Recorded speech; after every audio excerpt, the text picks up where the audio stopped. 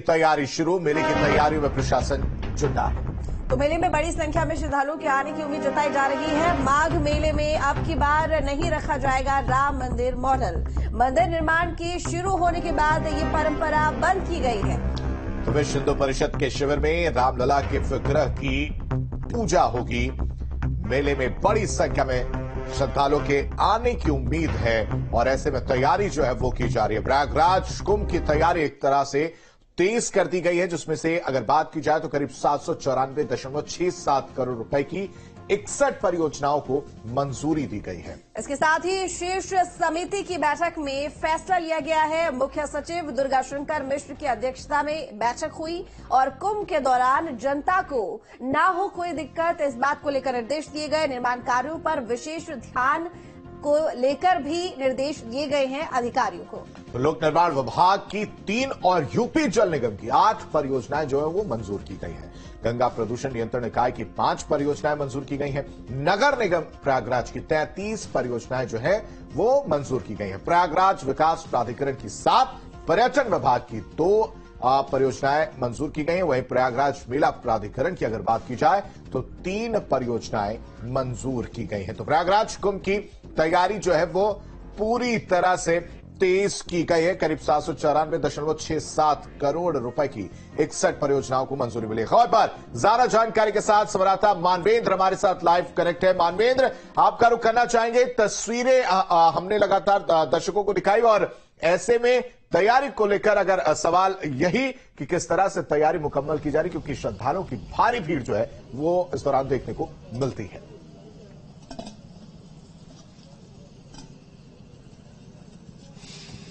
जी बिल्कुल, युद्ध स्तर पर तैयारी चल रही है और लगभग जो तैयारी होती है वो पूरी कर ली गई है। आप देखें तो ये चक्कर प्लेट की सड़कें हैं जो कि जो पूरी तरह से मेला क्षेत्र में जो सड़कें बनाई जाती है, चूंकि गंगा की रेती पर तंबुओं की नगरी बसती है, तो चक्कर प्लेट की सड़कें तैयार है। बिजली पानी की व्यवस्था जो तमाम शिविर है साधु संतों के वहां पर कर दी गई है और इसके अलावा अब लोगों का आना भी शुरू हो गया है। तो अब थोड़े से दिन रह गए हैं। 15 जनवरी को पहला बड़ा स्नान होगा जिसमें लाखों की संख्या में श्रद्धालु यहां पर पहुंचेंगे। तो हम आपको मेले की तस्वीर सीधे लाइव दिखा रहे हैं। तो आप देखें तो जो लोग हैं उनके आने जाने का सिलसिला है। हालांकि अभी जो है वो सुबह का समय है, तो बहुत बड़ी संख्या में लोग जो है धीरे धीरे यहां पर पहुंचेंगे। जो हम इस वक्त खाक चौक में मौजूद हैं, जहां पर साधु संत रहते हैं, साधु संतों के आने का सिलसिला शुरू हो गया है। और सबसे बड़ी बात यह है कि मेला प्रशासन इस बार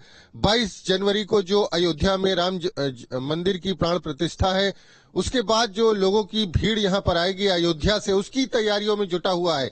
क्योंकि मेला प्रशासन को अनुमान है कि बड़ी संख्या में लोग अयोध्या के बाद प्रयागराज का रुख करेंगे, चूंकि उस वक्त माघ मेला जो है वो पीक पर होगा और लोग चाहेंगे कि माघ मेला होकर के वापस लौटे। ऐसे में क्राउड मैनेजमेंट से लेकर तमाम तैयारियां की जा रही है। तो 15 जनवरी को पहला बड़ा स्नान होगा। और बात करें तो लगभग 55 दिन तक ये मेला चलेगा। महाशिवरात्रि के स्नान के साथ समाप्त होगा और एक अनुमान के मुताबिक 5 करोड़ से ज्यादा श्रद्धालु इस बार माघ मेले में आएंगे और आस्था की डुबकी लगाएंगे।